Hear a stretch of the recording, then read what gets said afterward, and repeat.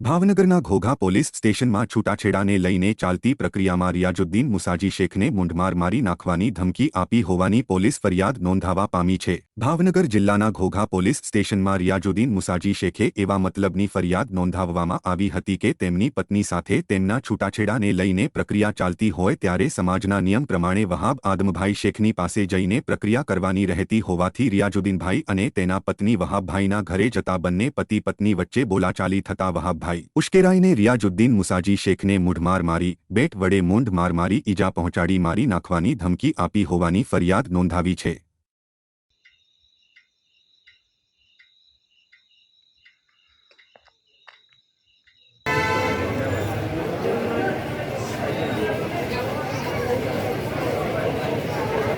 ये क्या बात है?